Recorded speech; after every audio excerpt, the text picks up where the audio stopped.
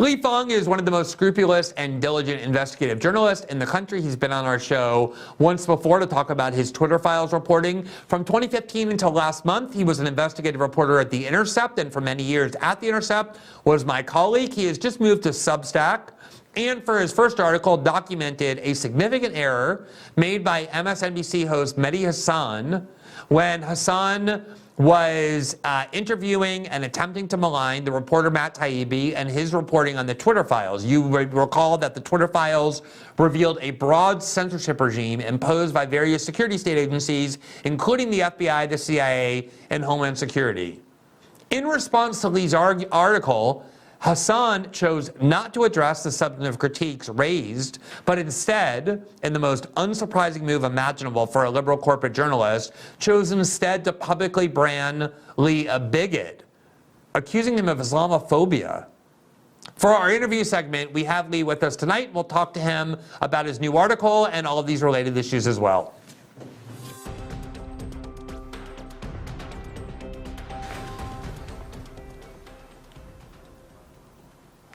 Good evening, Lee. Welcome to your debut appearance on our show in your post-Intercept era. We're delighted to talk to you. Hey, Glenn, thanks for having me. Good to be with you. Yeah, absolutely. So let's dig into this. I'm excited to do this. So the interview that Mehdi Hassan conducted on his MSNBC show with Matt Taibbi became very viral. Liberals insisted that it was essentially a comprehensive debunking of the Twitter files reporting, all of it, the entire thing. If you ask now a liberal what they think of the Twitter files, they'll say, oh, that was already debunked. And in reality, even if you believe everything that Mehdi said, at most he was accusing Matt of having made a couple of trivial errors that Matt promptly corrected. But even about one of the main error, you wrote the following in your new Substack article. You said, quote, Hassan is wrong and presents a deeply distorted view of the mechanics of this process. Taibbi's testimony, especially the video excerpted by Hassan, is accurate. And then you added, quote, worse, after being presented with evidence of CISA working directly with EIP, Hassan doubled down, repeating his false allegations that Taibbi lied under oath. So this involves a couple of acronyms, some agencies that have kind of an uncertain status about whether they're nonprofit or government. Just in the clearest terms possible, explain what it is that Mehdi Hassan got wrong when accusing Matt Taibbi of having made errors in his Twitter files reporting.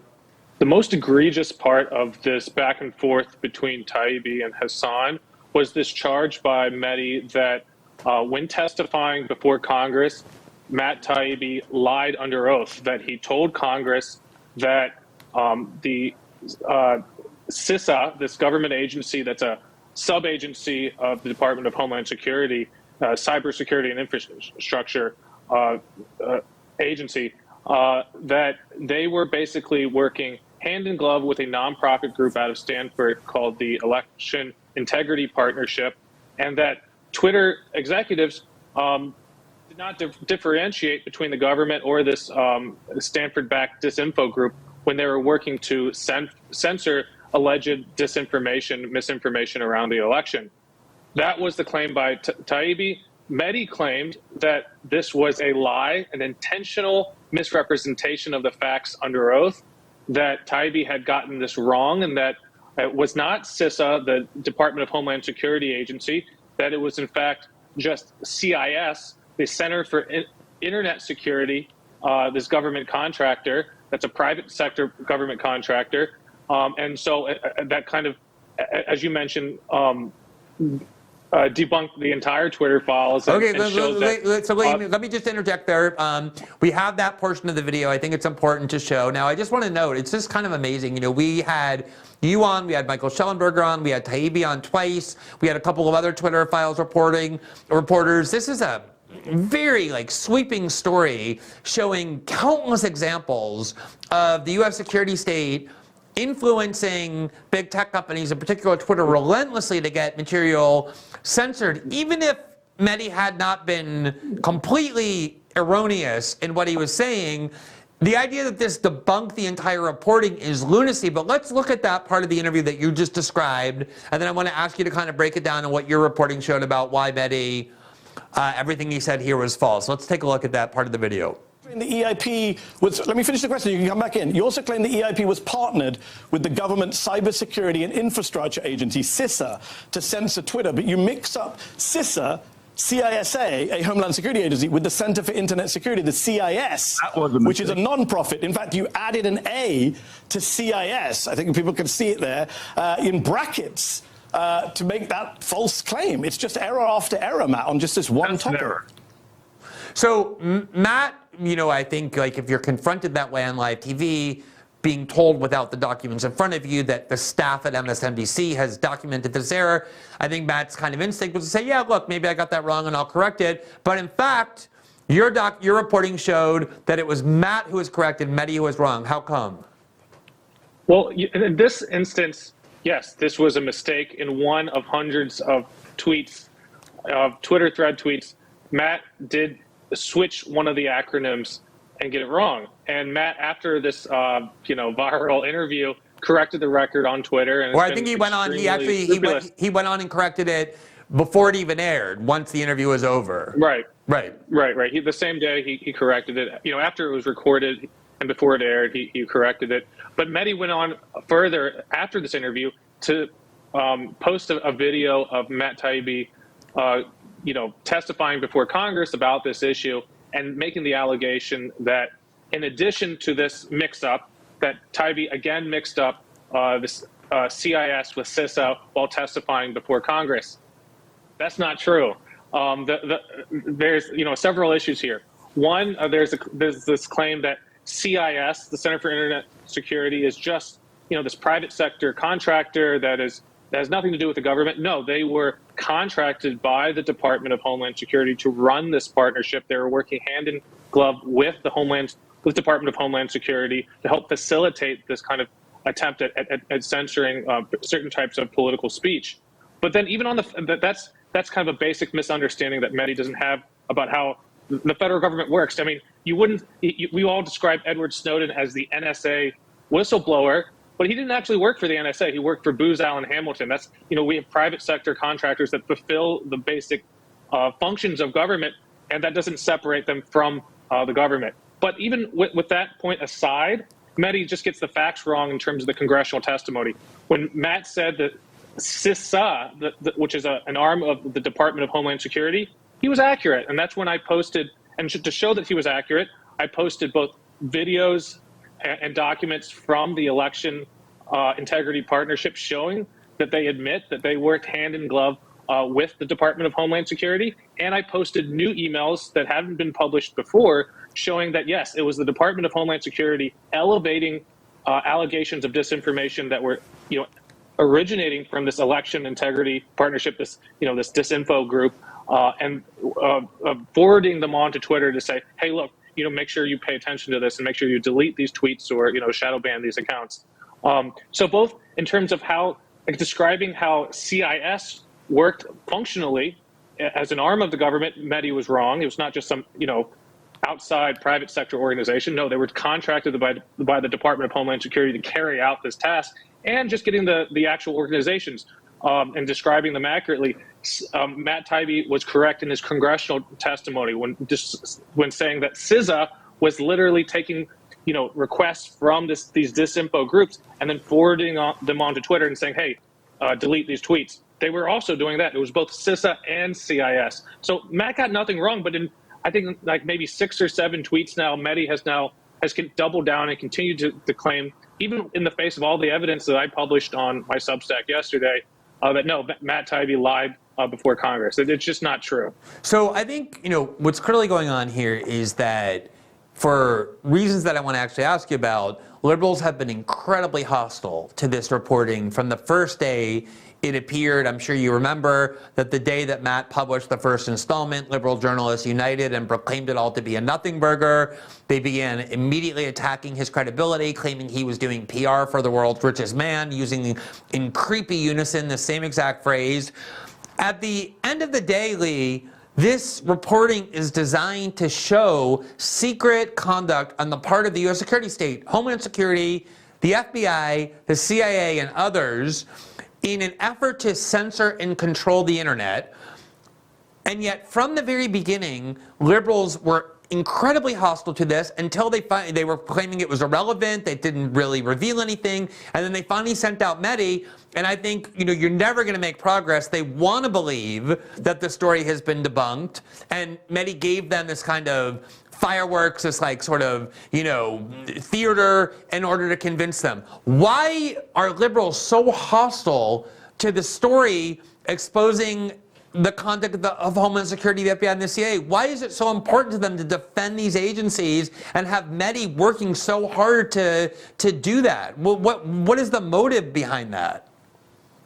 I think a lot of this goes back to the early Trump era and this kind of desire for Comey and the FBI and the Department of Homeland Security and the intelligence agencies to save democracy by prosecuting Trump and prosecuting conservatives. This is kind of a new mantra of many sectors of the Democratic Party and liberals in general. There's just been a complete turnaround in terms of how they view these very powerful policing agencies, how they view the Department of Homeland Security. And look, these tactics they're using to diminish the Twitter files, it's kind of ridiculous. They're carefully ignoring all the stories that, my stories, for example, that look at the influence of the Pentagon or look at the influence of Big Pharma, BioNTech attempting to censor critics that were demanding a generic, cheaper version of the COVID vaccine. The Pentagon creating these fake accounts. They, ruthlessly ignore these stories, and they obsessively focus on what are the motives of Elon Musk. What are the motives of Matt Taibbi? They try to personalize and diminish this in a lot of ways that we saw the national security state acting in the face of other leaks in the past. A decade ago, we had Chelsea Manning divulged the diplomatic cables to WikiLeaks. You had hundreds of stories and revelations from those disclosures showing the operations of the U.S. and dozens of different countries around the world. And instead of looking at those actual revelations and the duplicitous actions of the U.S., they attempted to personalize the debate. What was Manning's real motives? Was she acting, in concert with foreign actors? Were these disclosures harming U.S. soldiers abroad? Anything to actually obscure and not discuss the actual substance of these disclosures. And I think that's the basic kind of routine that we're seeing here. Yeah, this is a long-standing tactic. When Daniel Ellsberg leaked the Pentagon papers that proved the U.S. government was lying systematically to the American people about the war in Vietnam, the response of the Nixon administration was to try and break into the office of a psychoanalyst in order to get secrets about Daniel Ellsberg's psychosexual internal life as a way of just trying to distract attention onto him.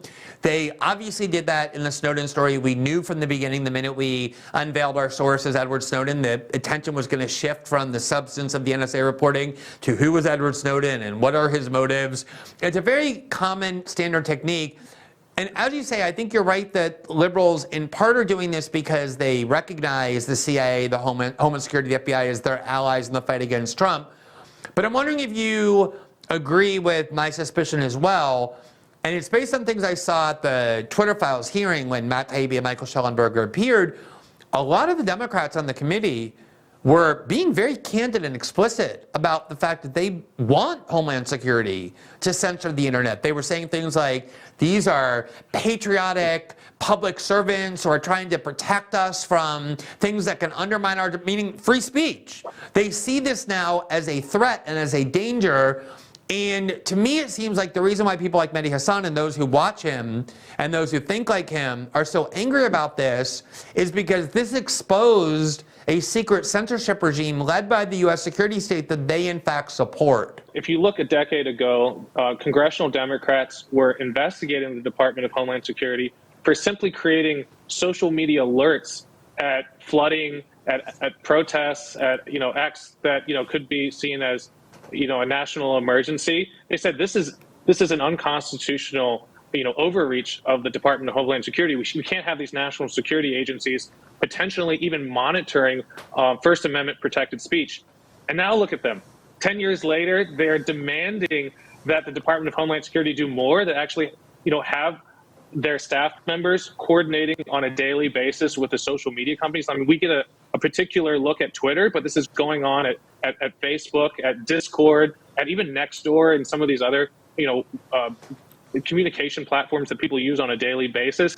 And they're screening for, supposed misinformation and political content that they view as potentially dangerous. I mean, this is exponentially more dangerous and more problematic than what Democrats were then yelling about 10 years ago. And that just kind of shows the evolution of a lot of sectors of the Democratic Party, that they now welcome the security state involved very deeply in issues of political speech, of protest, of communication on the internet. Yeah, I mean, that's why it's so bizarre whenever I hear, that kind of cliched question, what happened to you? Russell Brand gets it, Matt Taibbi gets it, I think you get it too. The focus of my journalistic career from the start has been in large part to expose the nefarious conduct of the security state, and it's not my fault that the Democratic Party has now become their biggest allies and their biggest boosters. Speaking about the tactics of Democratic Party politics, Mehdi Hasan did not ignore your article. He did, in fact, respond. Unfortunately, he did not respond by trying to engage the substantive critiques that you documented, but instead decided to accuse you of bigotry. He essentially claimed that in 2019, 3 years ago, when all of us were at The Intercept, you had launched what he called an Islamic phobic smear. And here's the tweet where he says it. You had basically called on Mehdi to own up to the mistake that you very compellingly documented. And this was his response, quote, "Talking of owning up to mistakes, I remember when we worked together at The Intercept, and you launched an Islamophobic smear against me, since deleted, which you only then apologized for because the bosses made you. Yeah, owning up to mistakes indeed." I mean, that is juvenile and infantile to start with, but it's also incredibly ugly to just out of the blue, as a response to your critique of his journalism, try and pin an Islamophobia label onto your forehead. What is going on with that? Mehdi is a self-styled expert at debate, and I suppose when losing an argument, you describe your opponent as a bigot or a racist or whatever. I mean, that's how to automatically win on the internet, I guess. But this is just absurd. We had a back and forth about Tulsi Gabbard, at the time the only Hindu member of Congress, and there were a number of articles, including one at The Intercept, that described her as a Hindu extremist. And there was some very strange passages in that particular article, including counting the number of Hindu names that showed up in her campaign disclosures. I mean, that kind of scrutiny would not pass muster against any other ethnic group. You wouldn't count the number of Jewish names donating to a politician to accuse them of being, or if you did, your career would be instantly over. Of course not. Of course. And so, and yes, certainly, her record on any issues around India is open to, debate and reporting. Of course, I've been critical of pro-Modi RSS groups in the past, but I was kind of pointing out a double standard here, and he kind of went after me viciously, and I said, look, you wouldn't want, at the time Mehdi was drawing a paycheck both from The Intercept and from Al Jazeera, which is a state-owned media company based in Qatar, and I said, look, you wouldn't find it fair for someone to say that you're a foreign agent of Qatar because you're drawing a paycheck there. You have a financial connection there. Just as it's not fair for you to point to identify Tulsi Gabbard as a foreign agent, as an agent of Narendra Modi. Let's just be fair here and see things how they are. And he had a meltdown on that. He said, I'm like the I should put on my MAGA hat. I'm like making a Trump argument. It was very childish at the time, just as his allegations are today. And people can look at this interaction. I did delete some of these tweets because I talked to some of the editors at the time. They said, if you have a problem with a colleague, take it privately. Call them up on the phone and talk to them in a private channel. And I agree with that basic kind of principle. There was no kind of claim that I was being Islamophobic or whatever. That's absurd. So yeah, that's kind of all there was to it. But I see Mehdi kind of refusing to actually deal with the substance of the documents and videos and emails that I posted. He hasn't actually, responded to any of the evidence. He's not talking or explaining the actual process of how the election integrity partnership worked with the Department of Security to censor tweets. He's not actually grappling with any of the details that I posted. Instead, he kind of just jumps to this ad hominem attack, I guess, as part of his strategy here. It is amazing. He did actually write a book, How to Win Every Argument, and then in response to a critique, he just decides to hurl accusations of bigotry at you, completely unrelated to anything that anyone is discussing, which I presume actually in liberal political culture and liberal journalism is a way that you win an argument. Like, whoever gets to pin the tail on the donkey first, or in this case, the racism accusation, wins the debate. It's just amazing the ease with which they do that. It's just like a reflex at this point. Lee, one of the things that has gotten lost in all these kind of like drama around the Twitter files is the fact that shortly before the first installation of the Twitter files, I think maybe about a month or so, maybe a little longer, you actually published an article based on Homeland Security documents you and Ken Klippenstein had obtained, who was your colleague at The Intercept at the time, showing that Homeland Security has a pretty comprehensive plan for how they want to increase their stranglehold on the flow of information over The Intercept, completely apart from the Twitter files. Remind everybody, we actually covered at the time, of what that article revealed. Yeah, there was a lot of revelations in that article. Maybe top line, there were plans to expand CISA's partnership with the major social media platforms to expand kind of what they're looking at. They saw the kind of a partnership that existed in the 2020 election as a test run for how they hope to expand it on issues of racial justice, on the origins of COVID, on the U.S. Role and the Ukraine-Russia war. They were hoping to kind of expand the scope to kind of increase pressure on social media platforms to censor alleged disinformation.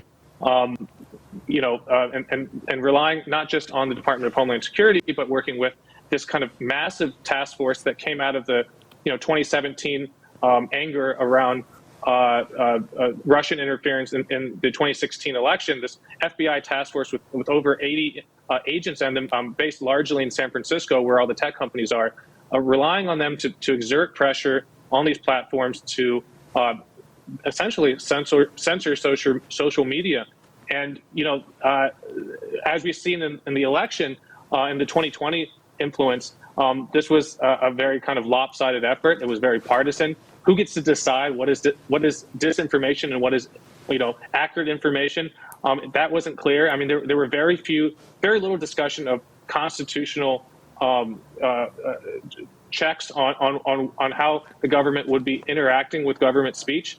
And the article really just takes a look at the evolution of these government agencies and how they've grown and sought to exert influence.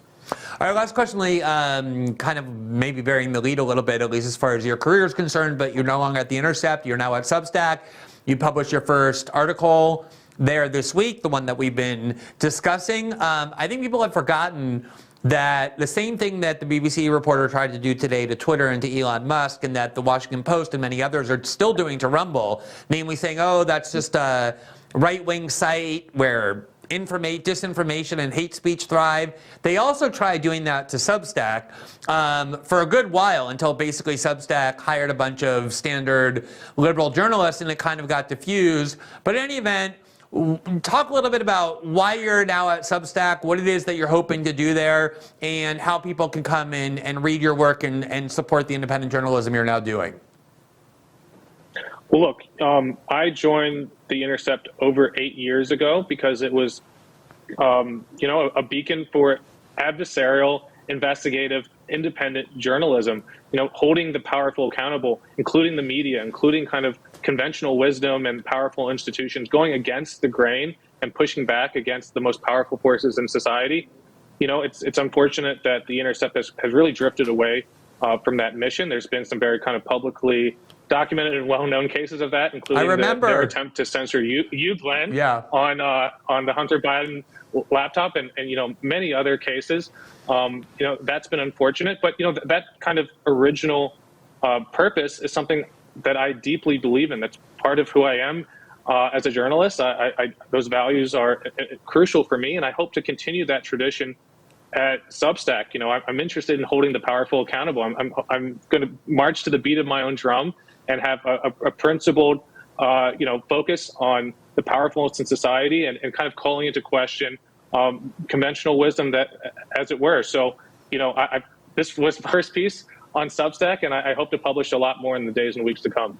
Yeah, I mean, for everybody out there, Lee is my friend. I have no trouble acknowledging that, but at the same time, independent of that fact, he really is one of the most intrepid and principled investigative journalists in the country. He really does journalism in the way that it used to be done, commonly in sort of the best sense of the word. So I can't recommend highly enough that you read his work there, that if you're so inclined and able, you subscribe to his Substack. I think it's incredibly important that Lee find a way to do his journalism with the complete independence that journalism of the kind that he does deserve. So Lee, we'll put that on the screen, especially for tomorrow's show. You can just search Lee Fang on Substack. I think we have it up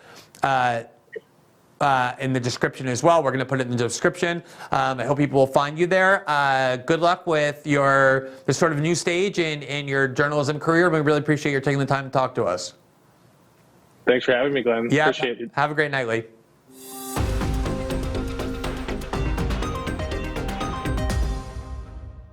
Thanks for watching this clip from System Update. Catch our full shows for free, live weekdays at 7 p.m. Eastern on Rumble, and join our locals community at greenwald.locals.com for all of my written journalism, exclusive after-show Q&As, and more.